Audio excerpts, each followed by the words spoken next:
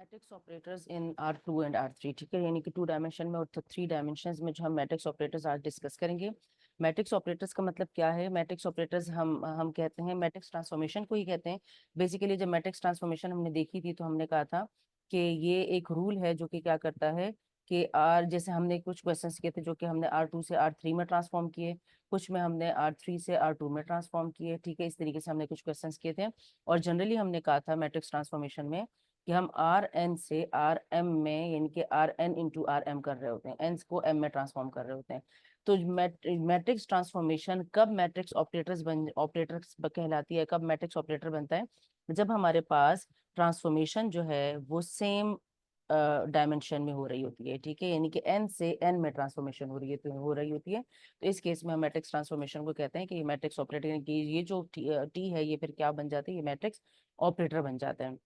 अच्छा, matrix operators बहुत सारे हैं, जिसमें से इस लेक्चर में हम जो है वो डिस्कस करेंगे रिफ्लेक्शन, प्रोजेक्शन और रोटेशन ऑपरेटर्स, ठीक है। तो सबसे पहले रिफ्लेक्शन ऑपरेटर्स को देखते हैं R2 और R3 में। R2 में भी देखेंगे, सेकंड 2 डायमेंशंस में भी और 3 डायमेंशंस में भी। अच्छा, 2 डायमेंशन में पहले देखते हैं। इस डायग्राम को पहले आप, इस टेबल को पहले आप लोग समझ लें। ये टेबल जो है वो आपको जो है वो लीनियर अलजेब्रा की बुक्स में अवेलेबल होगा। इसके अलावा ये मैंने ये टेबल जो है वो एलिमेंट्री लीनियर अलजेब्रा की बुक से लिया है, N10 की जो बुक है 11th एडिशन की। अच्छा, यहाँ देखें, यहाँ पे इस कॉलम में जो है वो ऑपरेटर्स लिखे हुए हैं, ठीक है, और इस कॉलम में उसकी इलस्ट्रेशन दी हुई है, यानी कि उसके डायग्राम बताए हुए, फिगर ग्राफिकली समझाया हुआ है। इसमें इन जो स्टैंडर्ड बेसिस है E1 E2 वो बताए हुए कि वो किस तरीके, उसका इमेज किस तरीके से बनेगा, और यहाँ पर स्टैंडर्ड मैट्रिक्स में बनाया हुआ है। तो ये समझना बहुत जरूरी है, और मैं आप लोगों को बताऊंगी कि इसमें से आपने कौन सी चीज याद रखनी है क्वेश्चंस को सॉल्व करने के लिए। अच्छा, अब मैट इसमें रिफ्लेक्शन सबसे पहले हम देखते हैं। रिफ्लेक्शन अबाउट एक्स एक्सिस है। रिफ्लेक्शन अबाउट एक्स एक्सिस में, अब यहाँ पर देखें, इस ग्राफ को आप देखें पहले, ये चीज मैं आपको बाद में समझाऊंगी। इस ग्राफ को आप देखें, इस ग्राफ में ये हमारे पास जो है वो एक्स वाई वेक्टर है, ठीक है। अब रिफ्लेक्शन हो रही है, रिफ्लेक्शन का मतलब ये है, और अबाउट एक्स एक्सिस, ये एक्स एक्सिस है।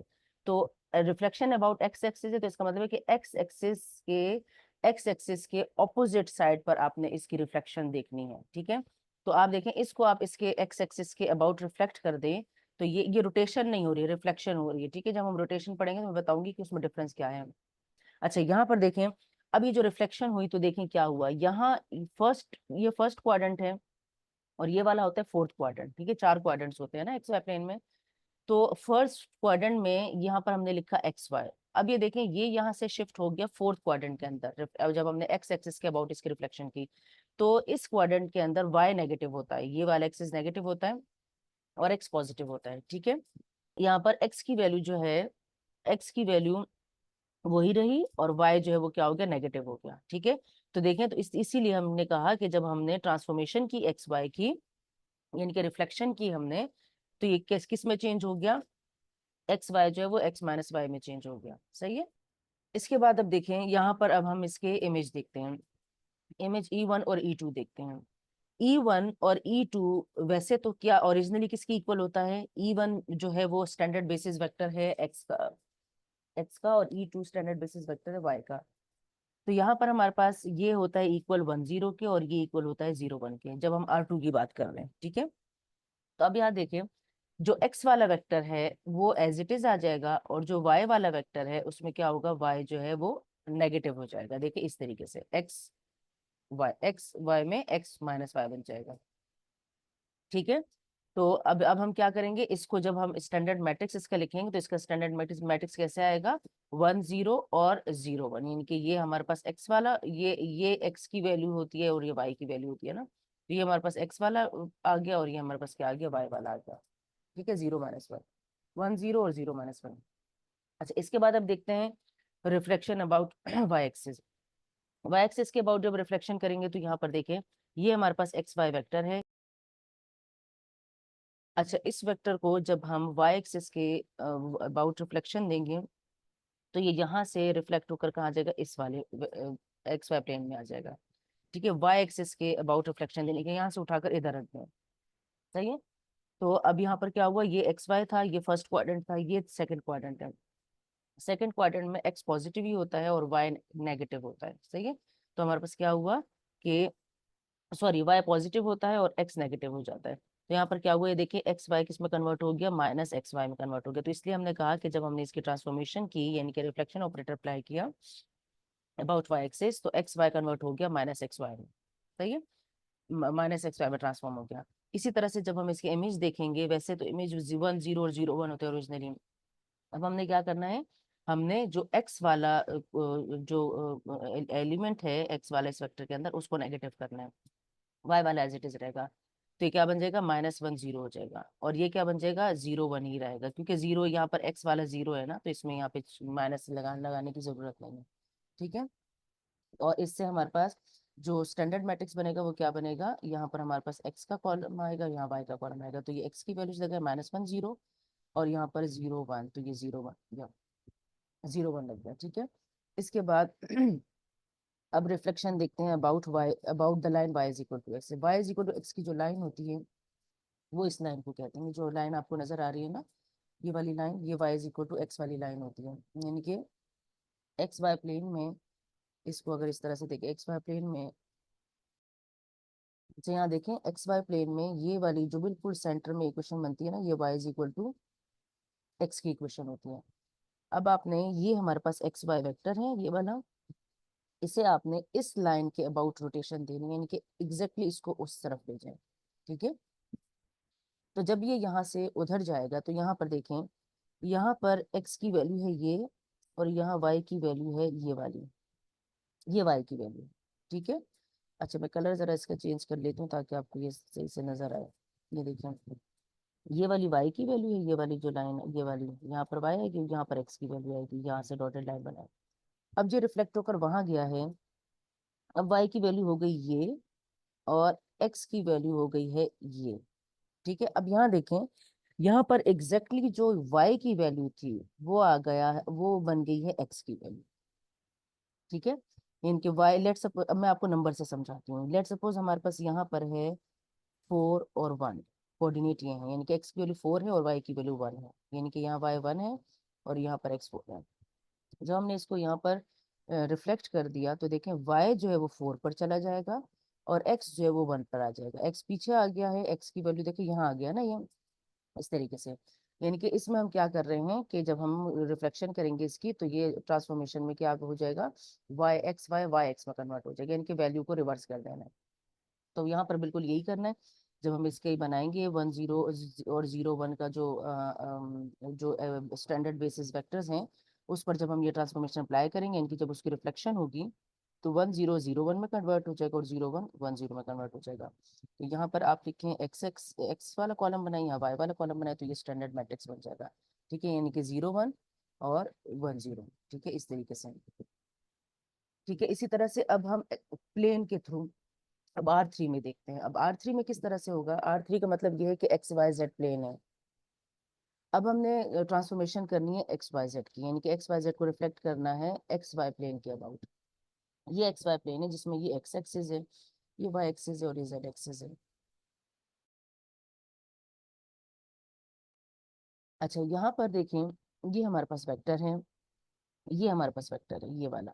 सही है, ये वेक्टर है। अब इसे जब मैं, ये वेक्टर आप ये मत समझें कि ये वाला vector X Y Z plane के अंदर है, ये एक्स वाई जेड के अंदर है। यानी कि यूं समझ लें कि ये देखिए, ये जो हमारे 3 डायमेंशन की बात करें ना, आप यूं समझ लें कि यहाँ से, यानी कि जो ओरिजिन है, यहाँ पर आपको स्टिक यूं रख दें, तो ये इस तरह से, मतलब ना ये इस प्लेन में, ना इस प्लेन में, ना इस प्लेन में, ये इस तरह सेंटर में यहाँ पर आएगा। सही है, तो ये यहाँ पर जब ये रिफ्लेक्ट होगा, तो इसकी रिफ्लेक्शन किस पर आएगी, नीचे। मतलब आप यूं समझिए कि इसका शेड कहाँ पर आएगा, तो ये शेड इसका कहाँ आएगा, नीचे एक्स वाई प्लेन में। एक्स वाई प्लेन में हमने देखना है। ठीक है, जब हम उसमें देखेंगे दूसरे प्लेन में, तो आप देखेंगे वो दूसरी तरफ इसका शेड हम चेक करेंगे कि किस तरह से बनेगा। तो जब यहाँ पर इसका शेड बनेगा एक्स वाई प्लेन में, तो देखें एक्स वाई प्लेन में जेड जो है वो नेगेटिव हो जाएगा, और X Y as it is रहेगा। ठीक है, तो यहाँ देखें, आपने सिंपल इस तरीके से याद रखना है कि एक्स वाई के अबाउट जब रिफ्लेक्शन होगी, तो X Y as it is रहेगा, जेड का साइन चेंज हो जाएगा। ये देखें, जब जब एक्स जेड प्लेन के अबाउट रिफ्लेक्शन होगी, तो देखो एक्स और जेड सेम रहेगा और वाई नेगेटिव हो जाएगा। ठीक है, ये चूंकि 3 डायमेंशन है, तो ये डायग्राम में समझाना थोड़ा सा मुश्किल है इस तरह से। तो यहाँ पर इसके जो जो इमेज बनेंगे, जो स्टैंडर्ड बेसिस जो वेक्टर्स हैं, वो जब बनेंगे, तो वो देखें वो किस तरह से बनेंगे। वैसे 3 डायमेंशन में होते हैं ये 1 0 0 0 1 0 और 0 0 1। तो क्या करना है, सिर्फ जेड वाले का साइन चेंज करना है। तो देखो इसमें जेड वाला जो है ये दोनों एज इट इज रहेगा। जेड जो कि यहाँ पर 0 है तो वो 0 का साइन चेंज नहीं होगा, यहाँ भी जेड 0 है तो 0 का साइन चेंज नहीं होता। यहाँ पर जेड की जगह 1 था तो जेड की जगह क्या कर दी, -1 कर दी। तो अब यहाँ पर जो स्टैंडर्ड बेसिस जो हमारे पास स्टैंडर्ड मैट्रिक्स बना है एक्स वाई जेड का, तो ये देखिए एक्स वाला कॉलम बन गया यानी कि 1 0 और 0। ये बन गया है जेड वाला मैट्रिक्स, वाई वाला मैट्रिक्स तो 0 1 0 और ये बन गया है 0 0 1 -1। ठीक है, ये हमारा स्टैंडर्ड मैट्रिक्स हो गया। ये स्टैंडर्ड मैट्रिक्स जो है ना ये आपको पता होना चाहिए कि क्या बन रहा है। अच्छा, इसके बाद हम देखते हैं कि इसी तरह से बिल्कुल ऐसे ही एग्जेक्ट प्लेन और वाईजेड प्लेन के अबाउट भी रोटेशन होगी। ठीक है, जब एग्जेक्ट प्लेन के अबाउट रोटेशन होगी तो वाई नेगेटिव हो जाएगा, एक्स और जेड सेम रहेंगे। और जब वाई जेड प्लेन के अगेंस्ट रोटेशन होगी तो रिफ्लेक्शन होगी तो सिर्फ एक्स का साइन चेंज होगा, Y Z as it is रहेंगे। तो देखो जो स्टैंडर्ड मैट्रिक्स है वो जब बनेगा तो किस तरीके से बनेगा, सिर्फ जो हमारे पास वाई वाला जो कॉलम है सिर्फ उसके साथ आपने नेगेटिव साइन लगाना है। इसमें सिर्फ जो एक्स वाला कॉलम है उसके साथ आपने नेगेटिव साइन लगाना है। ठीक है वही आइडेंटिटी मैट्रिक्स की तरह ही, लेकिन सिर्फ इसके साथ माइनस का साइन लगाना है। अब इसके कुछ क्वेश्चंस करते हैं तो फिर आप लोगों को ज्यादा क्लियरली समझ में आ जाएगा। ये एक्सरसाइज 4.9 मैंने एलिमेंट्री लीनियर अलजेब्रा की बुक से ही ली हुई है। इसमें इसका पहले क्वेश्चन नंबर 1, कुछ क्वेश्चंस देख लेते हैं 1 और 3 हम देख लेते हैं कि किस तरीके से सॉल्व करेंगे। इनके एक एक्स वाई प्लेन वाला देख लेते हैं और एक जो है वो इसी में R2 में ही देख लेते हैं, एक एक्स एक्सिस का देख लेते हैं और एक Y is equal to X का देख लेते हैं। ठीक है, और हमारे पास मैट्रिक्स क्या है जो दिया हुआ है, एक्स की वैल्यू वो -1 और 2 दी है। अच्छा, यहाँ पर रोटेशन हो रही है अबाउट एक्स एक्सिस हो रही है और हमारे पास वेक्टर है ये। ठीक है, तो अब एक्स एक्सिस के जब अबाउट रोटेशन होती है तो हमारे पास ट्रांसफॉर्मेशन होती है, रिफ्लेक्शन होती है, वो किस तरीके से होती है, सिर्फ वाई वाला नेगेटिव हो जाता है। एक्स एक्सिस के अबाउट हो रही है तो वाई वाला नेगेटिव हो जाएगा, ठीक -1 लगा। ठीक है, इस तरीके से। तो यहाँ पर अब हम क्या करेंगे, हम सबसे पहले लिखते हैं कि इसके इमेज क्या क्या बनते हैं। इसका इमेज बनेगा इमेज E1 एंड E2। पहले ये देखते हैं कि क्या बनता है। तो इमेज इसका बनता है, इमेज पहले देख लेते हैं इनका क्या बनता है E1 और E2 का। E1 और E2 के इमेज के किस तरीके से होते हैं, वैसे तो होता है 1 0 और 0 1। वैसे तो ओरिजिनली ऐसे होता है, जब ट्रांसफॉर्मेशन अप्लाई होगी इनके मैट्रिक्स ऑपरेटर अप्लाई होगा रिफ्लेक्शन का तो ये किसके इक्वल हो जाएगा 1। और वैसे -0 लिखना चाहिए क्योंकि वाई नेगेटिव होगा, लेकिन 0 के साथ हम नेगेटिव साइन नहीं लगाते। और यहाँ पर क्या हो जाएगा 0 1 की जगह 0 -1 हो जाएगा। और जो स्टैंडर्ड मैट्रिक्स है इसका वो किस तरीके का बनता है, स्टैंडर्ड मैट्रिक्स इसका बनता है इस तरीके का 1 0 0 -1, इस तरह। सही है, इनके सिंपल याद रखने की चीज ये है कि एक्स आइडेंटिटी मैट्रिक्स के अंदर एक्स वाला कॉलम एज इट इज रखें और वाई वाले कॉलम को नेगेटिव कर दें। ठीक है, अच्छा अब हमने क्या करना है, हमने ट्रांसफॉर्मेशन अप्लाई करनी है। तो ट्रांसफॉर्मेशन का रूल वही है जो मैंने आप लोगों को कल बताया था, जो आप मैंने आप लोगों को लास्ट लेक्चर में बताया था। तो TAX इज इक्वल टू किसके इक्वल होता है, AX के इक्वल होता है। इसी रूल के अगेंस्ट हम ये रिफ्लेक्शन करेंगे। अब यहाँ पर हमने क्या करना है, एक्स वेक्टर में क्या दिया हुआ है, -1 और 2 दिया हुआ है। ठीक है, ए वेक्टर क्या है, ये वाला वेक्टर है स्टैंडर्ड वेक्टर 1 0 0 -1। जब हमें कोई वेक्टर नहीं दिया होता तो हम स्टैंडर्ड वेक्टर ही लेते हैं तो यहाँ पर क्या आएगा, यहाँ पर हमारे पास ये एक्स की वैल्यू आएगी। तो एक्स क्या है 1 -1 और 2। जब आप इससे मल्टीप्लाई कर लेंगे दोनों वेक्टर्स को तो देखें इस रो को आप मल्टीप्लाई करेंगे इस कॉलम से और इस रो को भी आप मल्टीप्लाई करेंगे इसी कॉलम से। ठीक है तो आपके पास ये बन जाएगा -1 और -2। तो देखिए ट्रांसफॉर्मेशन जो बनी -1 और 2 की क्या बनी, -1 और -2।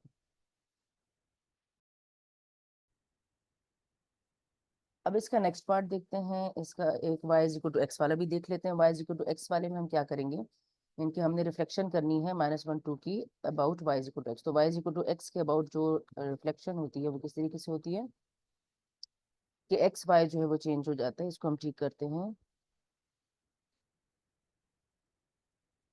एक्स वाई चेंज हो जाता है वाई एक्स में। ठीक है, एक्स वाई चेंज हो जाता है वाई एक्स में। सही है, अब हम क्या करेंगे, हमने सबसे पहले इसके जो इमेज है वो लिखना है। अच्छा, इमेज आप ना भी लिखे, अगर आपको याद है ट्रांसफॉर्मेशन मैट्रिक्स तो आप वही डायरेक्ट ले लिखना है। इमेज लिखेंगे E1 और E2 का, तो क्या हमारे पास बनेगा, T E1 और T E2 हमारे पास क्या बनता है। ओरिजिनली ये होता है 2 डायमेंशन में 1 0 और 0 1 की इक्वल, और रिफ्लेक्शन में ये इक्वल हो जाते हैं किसके, y और x जगह बदल लेते हैं अपने, तो 0 1 और 1 0 जगह बदलेंगे अपने, ठीक है, 1 0। इसी तरह से इसका जो स्टैंडर्ड मैट्रिक्स है वो क्या बनेगा, स्टैंडर्ड मैट्रिक्स वो बनेगा, ये देखिए 0 1, हम लिखेंगे 0 1 और 1 0। सही है, यानी कि ये x वाला पहले और फिर y वाले, ठीक है। तो अब हम क्या करते हैं, हमने ट्रांसफॉर्मेशन अप्लाई करनी है, तो वही रूल हम अप्लाई करेंगे कि ट्रांसफॉर्मेशन ऑफ x जो है अंडर a किसकी इक्वल होगी, a x की। तो ट्रांसफॉर्मेशन हमने करनी है किसकी, -1 2 की, और a मैट्रिक्स है 0 1 1 0, और x मैट्रिक्स है -1 2। हम जब इसे मल्टीप्लाई कर देंगे तो आप मल्टीप्लाई करके इसे देखें, ये अपनी जगह बदल लेंगे, ऐसे आ जाएगा, -2 ऊपर आ जाएगा और -1 नीचे आ जाएगा, ठीक है। इसी तरह से एक एक क्वेश्चन जो है वो 3 डायमेंशन का देख लेते हैं, एक्स वाई प्लेन का। अच्छा, क्वेश्चन नंबर 3 देखते हैं। क्वेश्चन नंबर 3 में R3 की हम बात कर रहे हैं, मतलब 2 - 5 और 3 को एक्स वाई प्लेन के अबाउट जो है वो रिफ्लेक्ट करना है। तो इसकी रिफ्लेक्शन देखते हैं, इसकी रिफ्लेक्शन क्या होगी, एक्स वाई प्लेन में है तो एक्स और वाई एज इट इज रहेंगे और जेड वाले का साइन चेंज हो जाएगा, ठीक है। अच्छा, आप चाहे तो वो पूरा लिख सकते हैं, इमेज और उसके रिफ्लेक्शन, इमेज और स्टैंडर्ड मैट्रिक्स। मैं यहाँ डायरेक्ट स्टैंडर्ड मैट्रिक्स दिख रही हूँ, उसका स्टैंडर्ड मैट्रिक्स, ठीक है, आप यहाँ पे पूरा लिख देना, standard matrix is equal to, अब ये देखो एक्स वाई और -z, इसका मतलब एक्स वाला कॉलम एज इट इज रहेगा, वाई वाला कॉलम एज इट इज रहेगा, और जेड वाले कॉलम के साइन चेंज हो जाएंगे, ठीक है।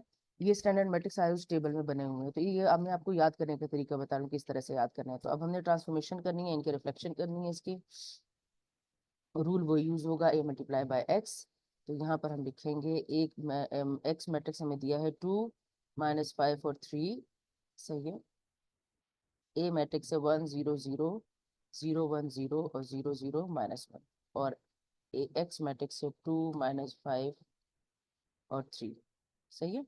जब हम इसे मल्टीप्लाई करेंगे तो आप देखेंगे कि 2 और -5 एज इट इज रहेंगे, यानी कि एक्स और वाई की वैल्यूज एज इट इज रहेंगी, और जेड वाली वैल्यू चेंज हो जाएगी, -3 हो जाएगी, -3, ठीक है, इस तरीके से। तो यहाँ पर हमारा रिफ्लेक्शन कंप्लीट होता है। अब हम देखते हैं प्रोजेक्शन किस तरीके से होती है। अच्छा, प्रोजेक्शन जो होती है वो रिफ्लेक्शन से डिफरेंट है। रिफ्लेक्शन, प्रोजेक्शन का मतलब ये होता है कि जो एक्स वाई वेक्टर आपके पास बन रहा है उससे आपने परपेंडिकुलर वेक्टर ड्रॉ करना है, जिस एक्सिस पर आपने प्रोजेक्शन करनी है उसकी, ठीक है। जैसे अब यहाँ पर अबाउट एक्स एक्स एक्स का है, ऑर्थोगोनल, देखो ऑर्थोगोनल का मतलब परपेंडिकुलर वेक्टर का होता है, ऑर्थोगोनल वेक्टर परपेंडिकुलर वेक्टर होता है, तो ऑर्थोगोनल प्रोजेक्शन है।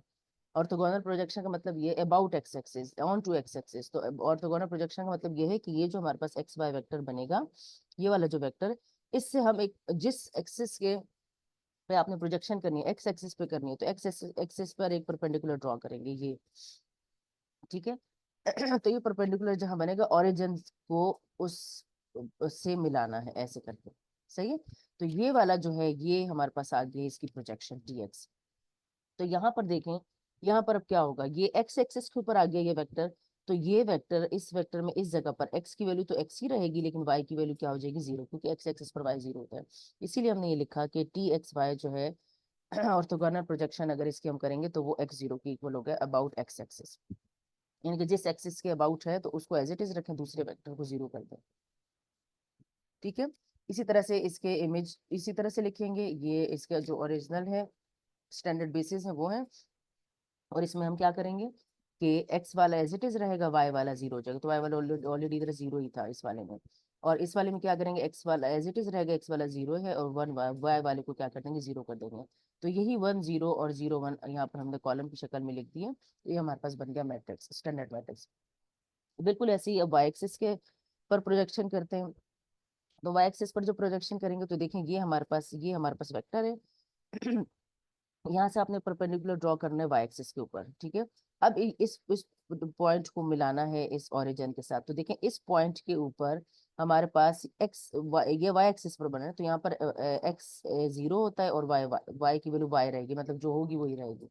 ठीक है, तो यहाँ देखिए, यहाँ पर एक्स टी इसलिए हमने कहा कि एक्स वाई की जब हमने प्रोजेक्शन की तो वो 0 y की इक्वल हो गया। सही है, यानी कि जिस एक्सिस के अबाउट आपने प्रोजेक्शन करनी है, जिस एक्सिस पर प्रोजेक्शन होगी वो एक्सिस एज इट इज रहेगा, दूसरा एक्सिस 0 हो जाएगा। तो इसका जो हमारे पास वेक्टर जो इसका जो हमारे पास बनेगा ट्रांसफॉर्मेशन जो बनेगी हमारे पास, वो किस तरीके से बनेगी, हम स्टैंडर्ड मैट्रिक्स कैसे बनेगा, ये हमारे पास स्टैंडर्ड है, स्टैंडर्ड बेसिस है। तो देखो इसमें एक्स वाले को 0 करना है, एक्स वाला 0 हो जाएगा, वाई वाला तो है ही 0। सही है, तो ये 0 0 हो गया।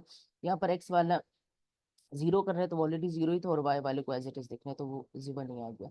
तो इसी 0 0 और 0 1 को हमने यहाँ पर लिख दिया, यानी कि एक्स का कॉलम बन गया, वाई का कॉलम बन गया, हमारे पास आ गया है स्टैंडर्ड मैट्रिक्स। ठीक है, तो इसको आपने ऐसे याद रखना है कि उसी आइडेंटिटी मैट्रिक्स के अंदर जो हमारा 2 by 2 का आइडेंटिटी मैट्रिक्स होता है, उसमें जब वाई एक्स एक्सिस पर प्रोजेक्शन होगी तो वाई वाला कॉलम 0 हो जाएगा, जब वाई एक्सिस पे प्रोजेक्शन होगी तो एक्स वाला कॉलम 0 हो जाएगा। ठीक है, इसी तरह से जब हम थ्री डायमेंशन में देखते हैं, R3 में देखते हैं, तो देखें R3 में भी बिल्कुल ऐसे ही किया हुआ है जब हमारे पास एक्स वाई जेड है, ये देखें एक्स वाई जेड, तो इसमें क्या है, और एक्स वाई प्लेन पे प्रोजेक्शन हुई है, तो एक्स वाई प्लेन की प्रोजेक्शन में X Y as it is रहेगा, वाई 0 हो जाएगा, क्योंकि जब ये दूसरी तरफ परपेंडिकुलर जाएगा तो वहां पर जो दूसरा प्लेन है, दूसरा एक्सेस है, वो 0 होगा। ठीक है और बिल्कुल ऐसे ही इसका ये स्टैंडर्ड मैट्रिक्स बनाना है। आइडेंटिटी मैट्रिक्स में आपने क्या करना है, जो कॉलम है, फर्स्ट एक्स वाला कॉलम और वाई वाला कॉलम एज इट इज रखना है, जेड वाले कॉलम को 0 कर देना इसी तरह जब एक्स जेड प्लेन में प्रोजेक्शन होगी ये एक्स जेड प्लेन में प्रोजेक्शन होगी, तो क्या होगा, एक्स और जेड एज इट इज रहेंगे, वाई वाली वैल्यू 0 हो जाएगी यहाँ पर।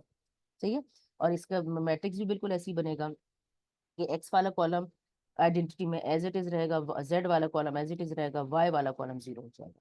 सही है, ये याद रखने का मैं तरीका बता रहा हूँ कि इस तरीके से आपने याद रखना है। इसी तरह से जब एक्स जेड प्लेन में प्रोजेक्शन होगी तो एक्स जेड प्लेन के लिए आपने क्या करना है कि वाई वाले को क्या हो जाएगा, वाई वाला 0 हो जाएगा, एक्स और जेड अपनी जगह पे रहेगा, वाई वाला 0 हो जाएगा। तो यहाँ पर आपने बिल्कुल ऐसे ही बनाना है, एक्स वाला एज इट इज रहेगा, जेड वाला एज इट इज रहेगा, वाई वाला 0 हो गया। और जब वाई जेड प्लेन पे प्रोजेक्शन होगी तो क्या होगा, सिर्फ वाई जेड पे एक्स वाला 0 हो जाएगा, बाकी ये दोनों एज इट इज रहेंगे। तो देखें, ये आइडेंटिटी मैट्रिक्स में वाई एक्स वाला कॉलम पूरा 0 हो गया और ये दोनों कॉलम एज इट इज रहे। सही है, अब हम इसके कुछ क्वेश्चंस करते हैं। यहाँ पर क्वेश्चंस देखें, क्वेश्चन नंबर 5 6 7 8 है, इसमें से हम दो क्वेश्चंस कर लेते हैं, एक क्वेश्चन नंबर 5 में करवा देती हूँ आप लोगों को, और एक में करवा देती हूँ क्वेश्चन नंबर 8। तो क्वेश्चन नंबर 5 में क्या कहते हैं कि 2 - 5 की प्रोजेक्शन करनी है ऑन टू एक्स एक्सिस। ठीक है, तो हम इसका क्वेश्चन देखते हैं। अब 2 - 5 की जो प्रोजेक्शन करनी है ऑन टू एक्स एक्सिस, तो जब ऑन टू एक्स एक्सिस हम प्रोजेक्शन करेंगे इसकी, तो हमारे पास ये क्या बन जाएगा, हम पहले ये सबसे पहले तो हम यहाँ पर लिखते हैं कि प्रोजेक्शन किस तरह से होगी। अच्छा, हमने अबाउट एक्स एक्सिस करनी है प्रोजेक्शन, तो अबाउट एक्स एक्सिस प्रोजेक्शन हम देखते हैं कि किस तरीके से होती है। तो अबाउट एक्स एक्सिस जो प्रोजेक्शन होगी, आपने यहाँ लिखना है कि projection onto X axis किसके इक्वल है, वो एक्स वाला एज इट इज रहेगा और दूसरा वाला 0 हो जाएगा। ठीक है, इसको अगर आप पूरा कंप्लीटली सॉल्व करना चाहते हैं तो आप इस तरीके से ही लिखेंगे, यहाँ पर आप लिखेंगे इसका image, image of E1 and E2, यानी कि E1 और E2 के हम ट्रांसफॉर्मेशन, सबसे पहले इसकी रिफ्लेक्शन देखते हैं क्या बनेगी। वैसे ओरिजिनली ये इक्वल होता है 1 0 और 0 1 के इक्वल होता है। ठीक है, और जब हम इसकी प्रोजेक्शन कर देंगे तो ये किसके इक्वल हो जाएगा एक्स वाला एज इट इज रहेगा, वाई वाला 0 हो जाएगा, तो वो ऑलरेडी था ही 0। एक्स वाला एज इट इज रहेगा, वाई वाला 0 हो जाएगा। तो इसका जो स्टैंडर्ड मैट्रिक्स बनेगा, स्टैंडर्ड मैट्रिक्स जो बनेगा वो किस तरीके से बनेगा, ए इज इक्वल टू एक्स वाला कॉलम एज इट इज रहेगा, वाई वाला कॉलम क्या हो जाएगा, 0 हो जाएगा। तो हम बिल्कुल उसी तरह से ट्रांसफॉर्मेशन अप्लाई करते हैं जैसे हमने इससे पहले किया है, वही रूल हम अप्लाई करेंगे। यहाँ पर हमारे पास क्या आ जाएगा, हम किस पर किसकी प्रोजेक्शन कर रहे हैं, हम 2 - 5 की, तो 2 - 5 की प्रोजेक्शन करेंगे, यहाँ ए मैट्रिक्स लिखेंगे 1 0 0 0, और यहाँ पर लिखेंगे एक्स मैट्रिक्स, एक्स मैट्रिक्स से 2 - 5। जब आप इसे मल्टीप्लाई करेंगे तो आपके पास क्या आ जाएगा, आप ये डायरेक्ट आंसर भी बता सकते हैं क्या, देखो 2 - 5 की प्रोजेक्शन क्या होगी, 2 एज इट इज रहेगा, एक्स वाली वैल्यू, -5 0 हो जाएगा। तो आप जब इसे मल्टीप्लाई करेंगे तो इससे यही आएगा वापस। ठीक है, इसी तरह से एक पार्ट जो है 8 का एक पार्ट कर लेते हैं, वो R3 के अंदर है। अब इसमें x जो है वो ABC है, x हमारे पास ABC है और एक्स वाई प्लेन के ऑन टू प्रोजेक्शन करनी है। तो एक्स वाई प्लेन में हम लिखेंगे कि projection onto X Y plane हमारे पास क्या बनेगा T X Y Z.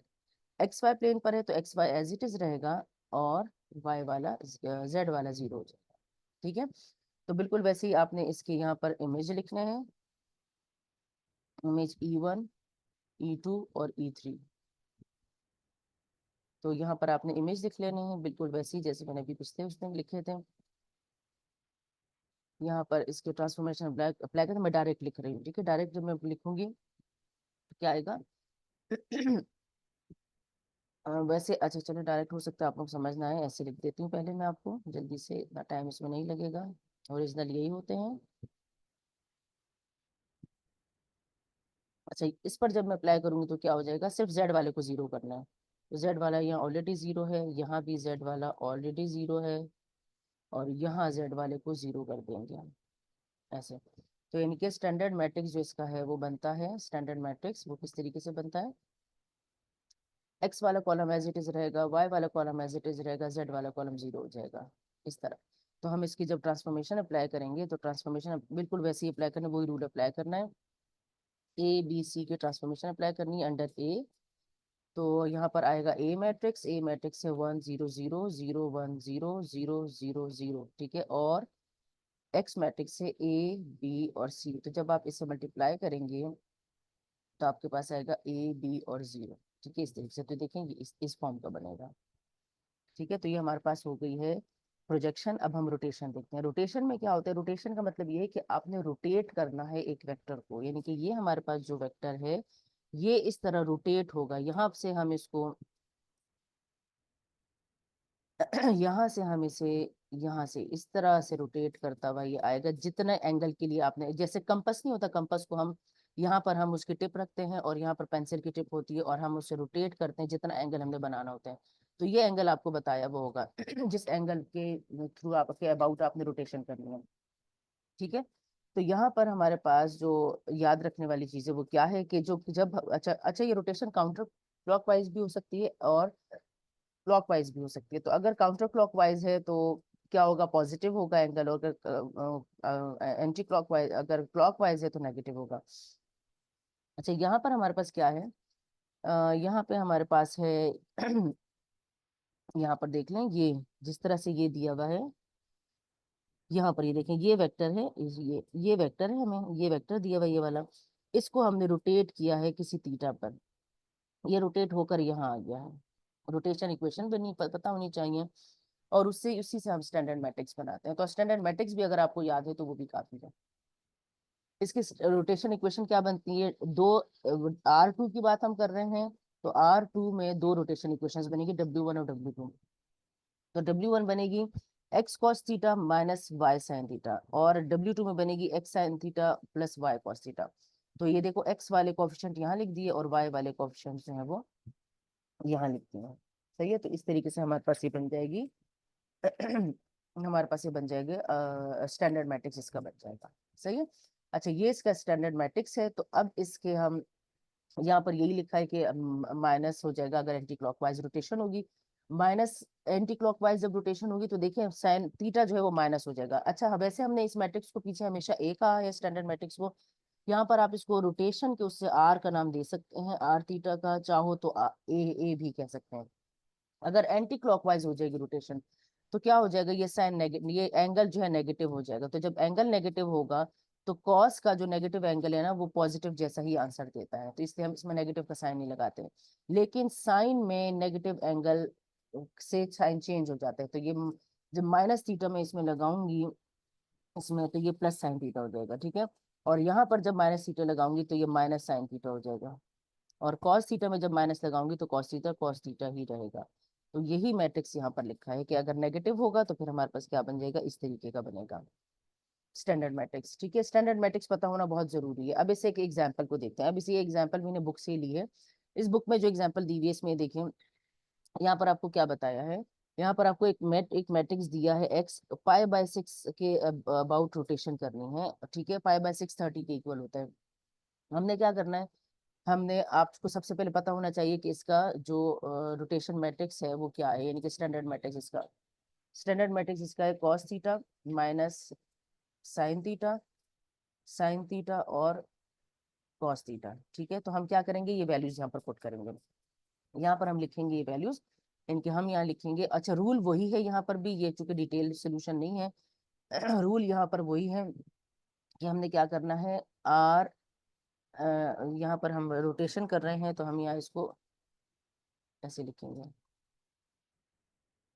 X की रोटेशन कर रहे हैं अबाउट आर, अबाउट ए भी कह सकते हैं, अगर ए नाम दिया तो ए कह दें।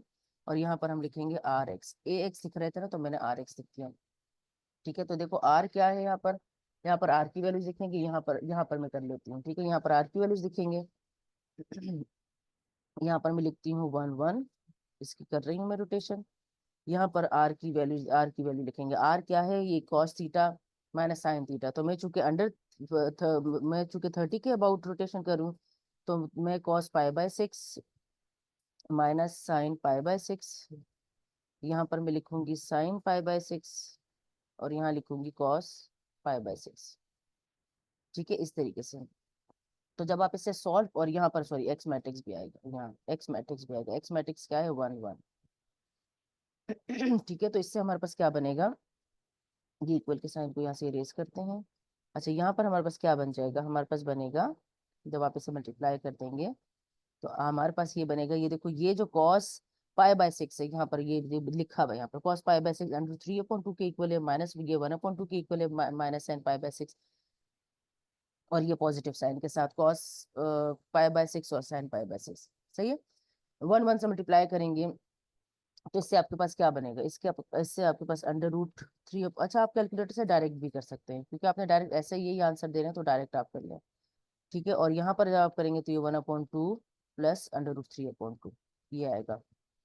जब आप इसे सिंप्लीफाई करेंगे तो इससे आपके पास ये मैट्रिक्स बन जाएगा, ठीक है। तो इस तरीके से हमने इसकी रोटेशन करनी है एक्सरसाइज के जो क्वेश्चंस हैं इसमें देखें, ये एक्सरसाइज के क्वेश्चंस इसी तरीके से करने हैं आपने। ये हमारे पास है 30, ये देखें, ये हमारे पास है अबाउट 30। ए पार्ट को जैसे अगर आप देखें तो ये 3 - 4 को आपने लेना है और 30 से आपने रोटेशन करनी है, और रोटेट, ठीक है, अबाउट 30 है, सही है। अच्छा, अगर क्लॉकवाइज होगा तो वो फिर आपको बता देंगे कि क्लॉकवाइज है, ठीक है। और यहाँ नेक्स्ट पार्ट, जहाँ नेगेटिव एंगल है वहाँ क्लियरली उन्होंने बताया हुआ कि नेगेटिव एंगल है, ठीक है। तो इसी तरीके से आपने सॉल्व करना है जैसे अभी सॉल्व किया। जैसे ये वाला अगर मैं डायरेक्ट आपको सॉल्व करके दिखाऊं तो डायरेक्ट देखें आप किस तरीके से सॉल्व करेंगे। आपने करना है, आपको रोटेशन मैट्रिक्स आपको पता होना चाहिए। रोटेशन मैट्रिक्स आप सबसे पहले लिखेंगे, रोटेशन मैट्रिक्स क्या, यानी कि standard matrix, sorry standard matrix यहाँ पे लिखेंगे cos theta minus sine theta, sine theta into sine theta and cos theta, ये हमारे पास है। तो बिल्कुल वैसे ही आपने करना है यहाँ पर आपने वैसे ए मैट्रिक्स लिखते हैं तो यहाँ आर का नाम दिया तो आर लिख रहे हो, आप चाहो तो ए का नाम भी दे सकते हैं, तो यहाँ पर ए मैट्रिक्स आ जाएगा, ठीक है। ये इस तरीके से यही वाला मैट्रिक्स आएगा, लेकिन क्या करेंगे, थीटा की जगह आप 30 लगा देंगे और यहाँ पर आ जाएगा ये मैट्रिक्स जो दिया हुआ है। इसको सिंप्लीफाई कर लेंगे, जो आंसर आएगा वही इसकी रोटेशन होगी, सही है। अच्छा, अब R3 में रोटेशन देखते हैं। अच्छा, R3 के अंदर जब हम किसी सर्कल की बात कर रहे होते हैं ना तो वो सर्कल जो स्फेयर में कन्वर्ट हो जाता है।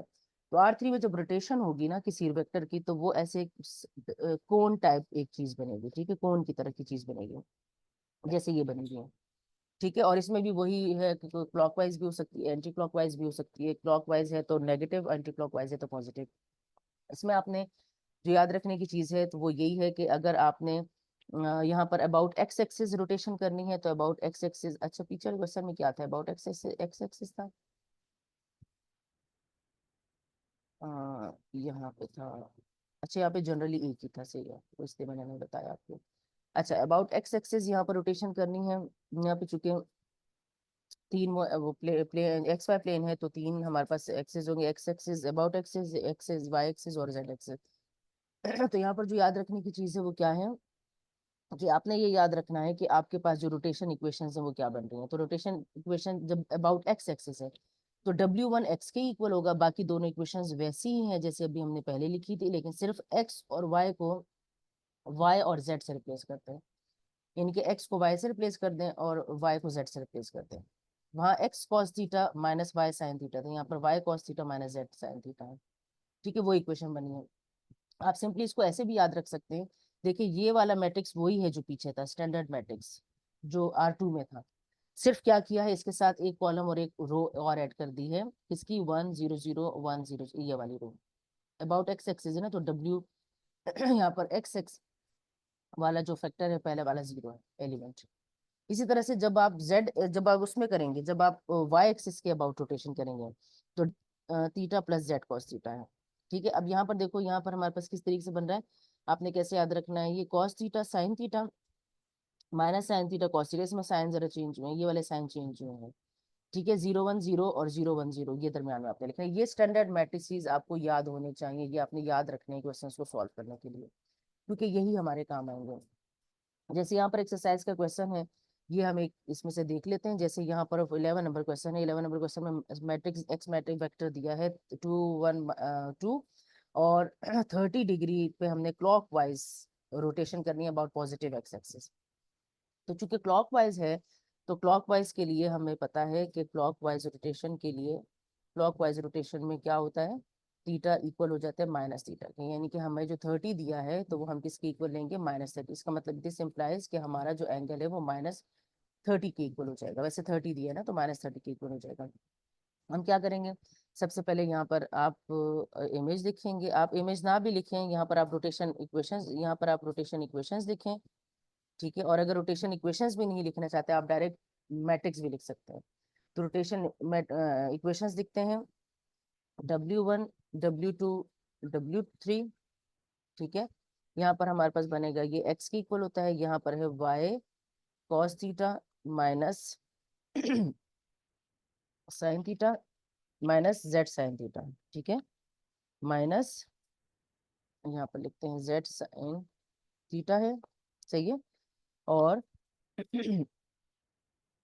जो थर्ड वाली बनेगी वो है y sign theta plus Z cos theta, ये बन रहे हैं। ठीक है, और हमारा जो स्टैंडर्ड मैट्रिक्स इसका बन रहा है, स्टैंडर्ड मैट्रिक्स वो क्या है, हमारे पास क्या बनेगा, 1 0 0 इस तरह से। और यहाँ पर आपको वापस से लिखना है cos theta minus sign theta और कॉस थीटा, ये हमारा बन गया है रोटेशन मैट्रिक्स। तो हमने ट्रांसफॉर्मेशन करनी है, ट्रांसफॉर्मेशन के लिए वही रूल हम अप्लाई करेंगे। क्या है, ए एक्स की बजाय मैं आर एक्स लिख लूँ, आप लोग ए एक्स भी लिख सकते हैं इस मैट्रिक्स को, अगर ए का नाम आप दे देते हैं। तो यहाँ पर हमने किसकी रोटेशन करनी है, कोई क्या वेक्टर दिया है, 2 - 1 और 2, ये वेक्टर हमें दिया हुआ है। यहाँ पर हम लिखेंगे ए मैट्रिक्स, यानी कि आर मैट्रिक्स लिखेंगे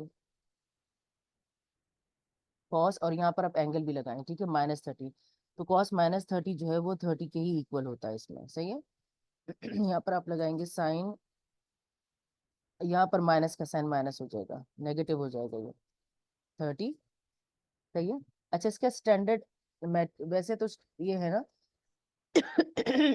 यहाँ पर आपने चूंकि ऊपर बात मेंशन कर दी है, तो यहाँ पर हम इस तरीके से लिखते हैं, ये माइनस साइन थीटा है तो ये प्लस प्लस साइन थीटा हो जाएगा, प्लस